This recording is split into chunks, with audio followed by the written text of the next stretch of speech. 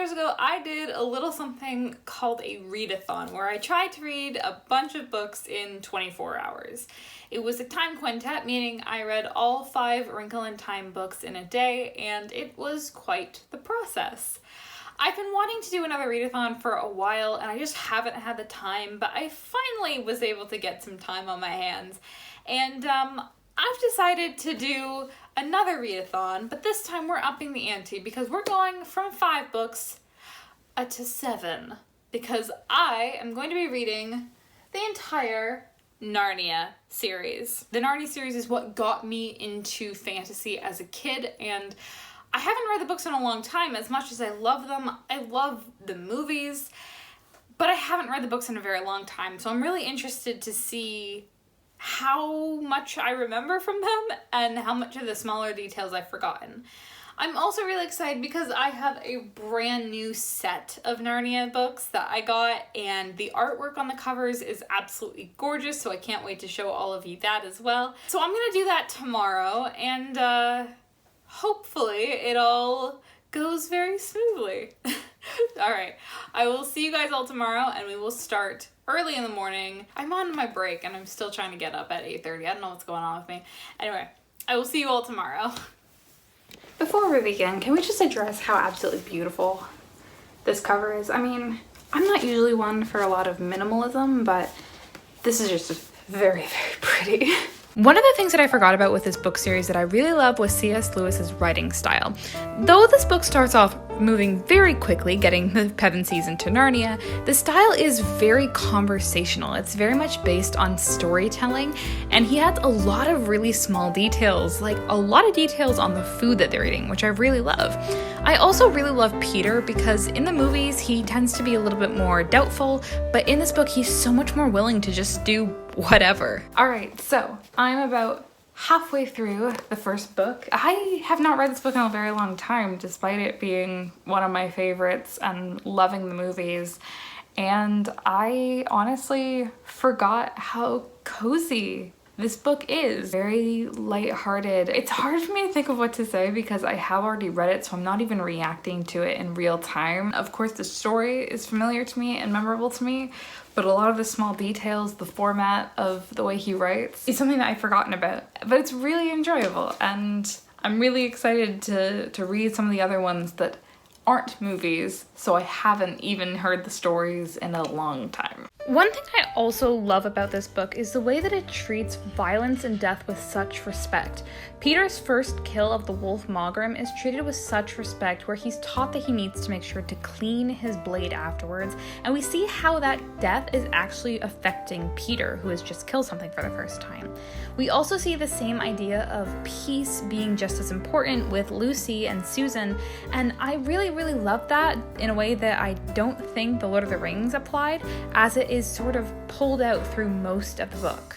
Just finished The Lion, the Witch, and the Wardrobe. I really enjoyed it. I mean, I've read it before, obviously, and I love the movies, but one of the things I forgot about the way it's written is just how much it's meant to be comforting.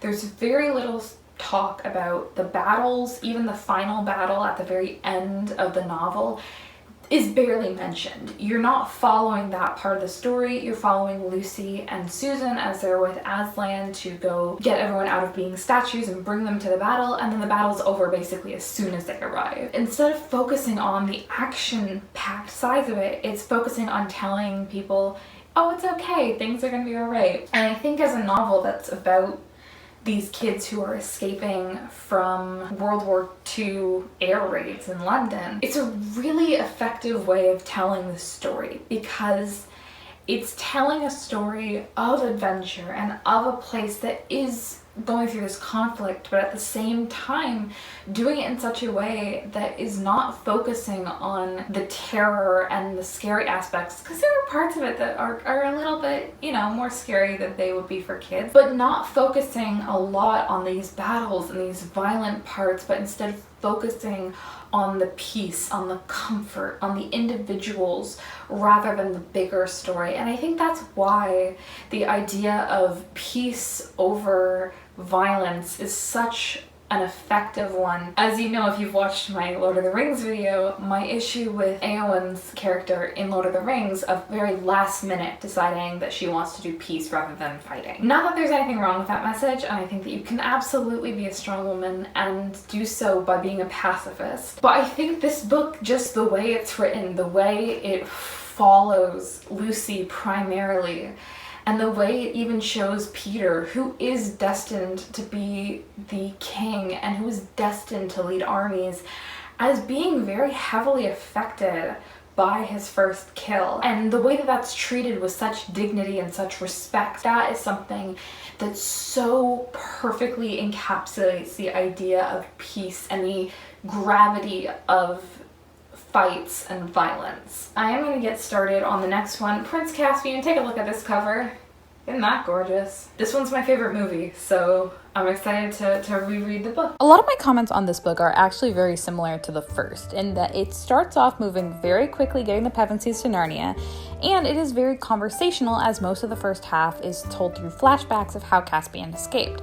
I also love that it focuses on the people that Caspian is meeting rather than his actual escape plan and the action itself. Alright, we're about halfway through Prince Caspian. Again, another very cozy novel. There's not a lot of focus on action. It's very different from the film in the sense that it starts with the Pevensies and then we dive into Caspian's story. And there is this sense of conversationalism and comfort that comes along with it. Caspian is the character who is just so very curious about the world and excited about the world, and he wants to experience it all. This book once again gets very deep when Lucy starts to think about what if there was a time when there are people who looked like people but weren't, and it ends up calling back to this moment from the first book where they're told to be wary of things that look human and should be human but aren't. One of the things I also love about this book is the way that we've seen so much character development. Edmund is much more likable and kind, and Peter is much more of a strategist. I just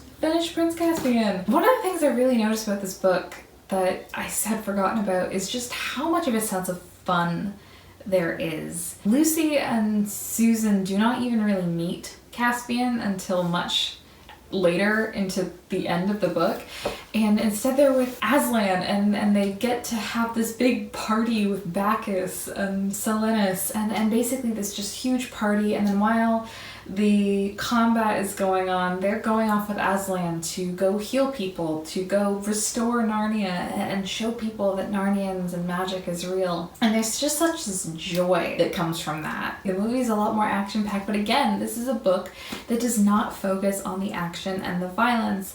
It is instead focusing on sort of the joy of life being returned. This sort of sense that I'm getting from C.S. Lewis of this desire for comfort and desire for protection of those who are reading the novels. There is a bit more of a combat at the very end after Peter's one-on-one fight with Miraz, but for the most part, there's not that much focus on that. Especially with Caspian asking what he can do to help at the very beginning and being told just, treat my people kindly is what Dr. Cornelius tells him. It's like I'm experiencing them for the first time because even though I have read these books before, it's been a very long time and my main knowledge of it is the films. So being able to read them again and being able to see all these parts of the stories that I had forgotten about has been very rewarding. I don't think I'm gonna wait for another hour and a half until 2 o'clock to have lunch.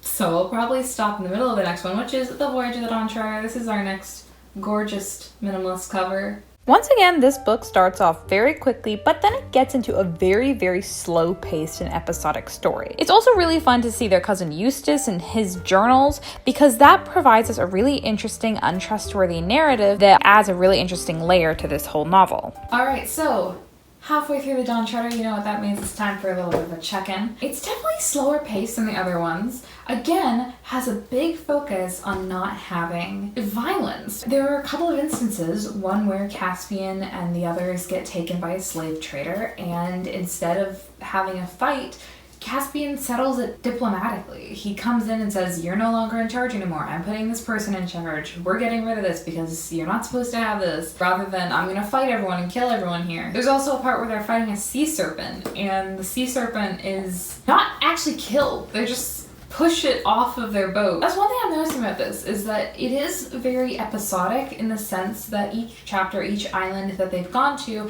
has been very self-contained. They have the overarching plan of trying to find all the lords. Even Eustace being turned into a dragon, which in the movie is such a long thing, is solved within a couple of chapters and within pretty much the same island. So that's one thing that I find interesting that I'm not super big fan of. I do wish there was a bit more carryover from island to island, but I can understand what he was trying to do with that. So yeah, we are halfway through. I am gonna go eat because it's about 1:30 now. All right, I'm back. I'm ready to go. I got a handful of marshmallows because we gotta keep the tradition alive. Is it a tradition if you've only done it once before? How many times do you have to do something before it's considered a tradition? It's a tradition. Remember how I said we don't actually meet any sort of inhabitants? Well, in the second half that completely changes because we meet a whole lot of really important people, like a retired star, the daughter of a retired star, and this wizard guy who made these jumpy guys invisible. Yeah, super fun. We just finished The Voyage of the Dawn Treader. This is one of those books that I always forget about within the series, but I do really, really enjoy it. Again, like I said, it's got very episodic format where each island sort of has its own self-contained adventure, but I don't think that's necessarily an entirely bad thing. It's a little bit annoying because I would like stuff to, drag on a bit more. But as it is focused on trying to find the Seven Lords, it makes sense that it is sort of separated by finding where the Seven Lords are. The second half is also a whole lot more interconnected, especially when we're focusing on getting to Ramandu's Island and going to the end of the world, to Aslan's country. And again, at the end, it sort of starts to speed up a bit, which makes me a little bit sad because if it's the last time the Pevensies are going to be in Narnia, I would like them to have a little bit more of a goodbye. We're jumping into the fourth now, the first one that hasn't been made into a movie yet, and that is The Silver Chair. Look at that. Oh, look at that. This book is different in structure in a couple of ways. The first is that the characters that we follow have never been to Narnia or have only been once. And the second is that Aslan actually gives these people exactly what they need. So instead of having to figure out what's going on, they just don't do as they're supposed to. Alright, so we're halfway through The Silver Chair. I forgot how weird this book is. Puddleglum is great. I love him. I love how he is sort of pessimistic in a sense that he always expects the worst thing to happen, but then at the same time he's always so cheerful about it. Also, it's something about Jill and Eustace that I find somewhat annoying. I get it, they're kids and they make bad choices, and also they're sort of in this position where they're meant to be learning a lesson about following the instructions that have been laid out for them and not being so proud. I get that, but it is somewhat annoying to have to read that, and it's somewhat annoying to have to read them constantly, being like, oh, Puddleglum, what do you know? You don't know anything, and all that stuff. So this is probably my least favorite so far. I think it's also just, I'm less familiar with these characters because we've had less time to bond with them. Once again, this book is very different from the previous ones in the fact that we have a lot more action. It's also just generally really, really weird. I wish we had gotten to see the place of Bism where gemstones are alive, but one of the things I do find really interesting is the way that this reads like a history book, where you have references to other stories, including the next novel in the series. That is The Silver Chair finished.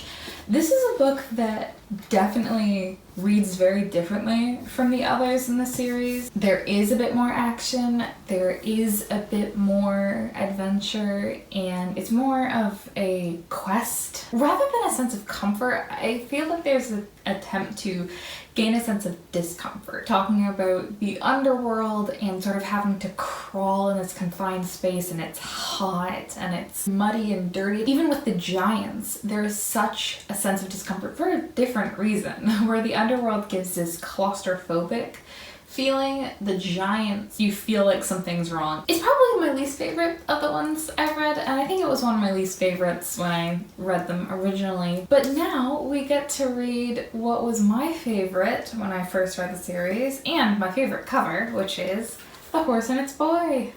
Look at that. Oh my gosh, it's so pretty. So when I said this book was my favorite, I forgot about all of the Orientalism in it.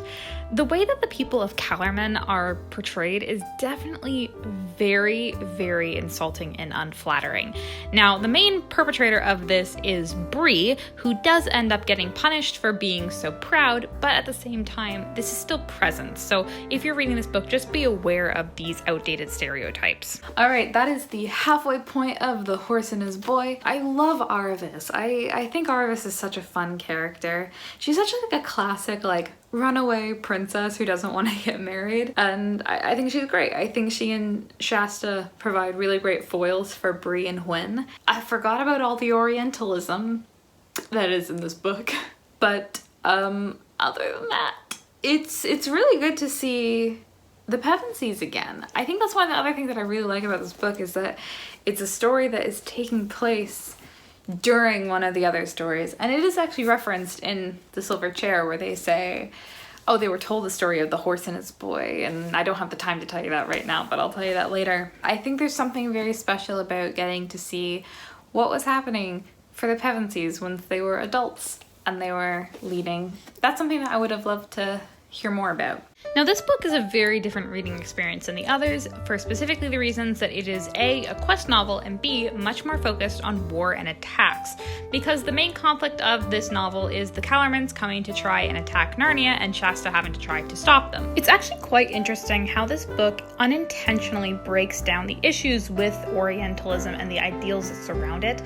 I feel like there's an entire other video on that, so if that's something you all would be interested in, please let me know and I'd be happy to make a video essay about that. Alright, so that is the end of The Horse and His Boy, which means that we just finished the 5th book in the Narnia series. So this book has its issues. It's definitely dated in the way that it talks about other cultures and the way that it brings in the stereotypes of imperialism and Orientalism. But at its core, this book is a lesson about pride and unjustified pride. We've got Bree, who thinks very highly of himself, both because he's a war horse and also because he's a free Narnian, which are two very conflicting things. And because of that, it leads him to make foolish decisions, selfish decisions, and leads to him thinking that he knows everything when he really doesn't. Arvis has a very similar problem. Because Arvis